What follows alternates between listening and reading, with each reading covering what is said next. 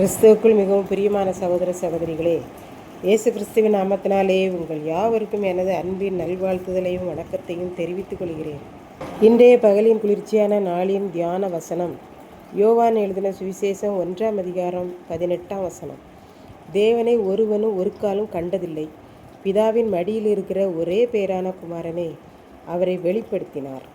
வார்த்தையாயிருந்த தேவன் உலகிலே மாம்சமாக, அதாவது மனிதனாக பிறந்தார். அதன் பின்பு யோவான் தேவனை குறித்து மக்களுக்கு சாட்சி கொடுக்கிறார். நான் பிறந்த பிறகு ஒருவர் பிறந்து வருகிறார், அவர்தான் தெய்வம். ஆகவே அவர் எனக்கு முன்னாடியே ஆதியிலே இருந்தவர், ஆனால் என்னிலும் அவர் மேன்மையுள்ளவர் என்று ஏற்கனவே உங்களிடம் நான் சொல்லியிருந்தேனே.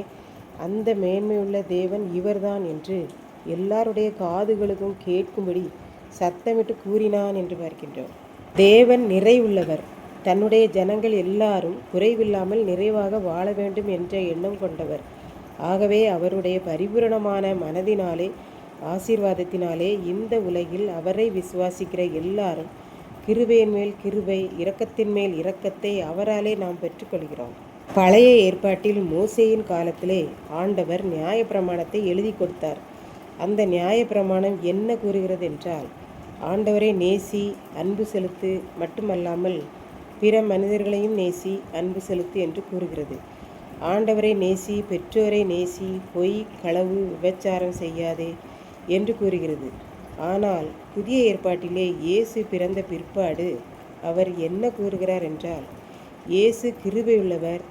மனிதன் செய்த தவறுகளையெல்லாம் மன்னிப்பதற்காக இயேசு பிறந்து வளர்ந்து நம் பாவங்களுக்காக இரத்தம் சிந்தி மரித்து அடக்கம் பண்ணப்பட்டு 3ஆம் நாளில் உயிர்த்தெழ வேண்டும் என்பதாக கூறப்படுகிறது என்று பார்க்கின்றோம்.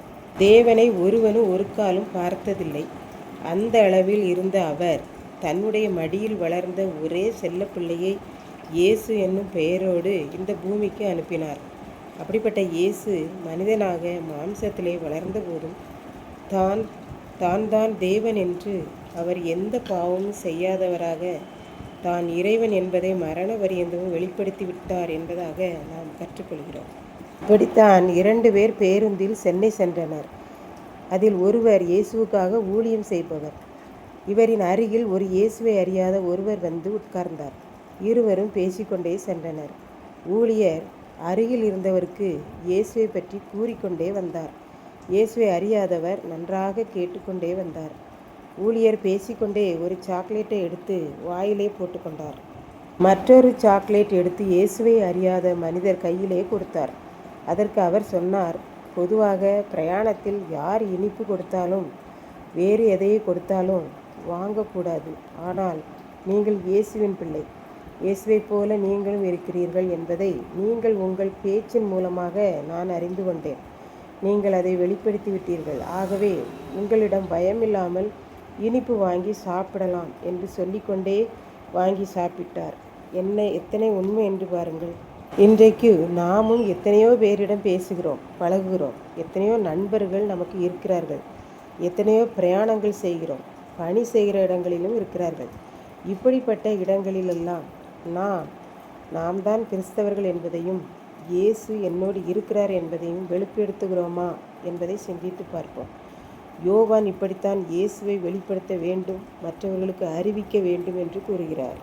இதை கேட்டுக்கொண்டிருக்கும் எனக்கன்பானவர்களே, இன்றைக்கு அந்த ஊழியர் அருகில் உள்ள இயேசுவை அறியாதவர் நம்பினது போல, நற்சாட்சி கொடுத்தது போலவே நாமும் வாழ அழைக்கப்படுகிறோம். அதையே நம் இயேசுவும் விரும்புகிறார். எப்படியாகிலும் நம் மூலமாக இயேசு வெளிப்படுத்தப்பட்டு இயேசுவை நம் அருகில் உள்ளவர்களுக்கும் கொடுக்க வேண்டும்.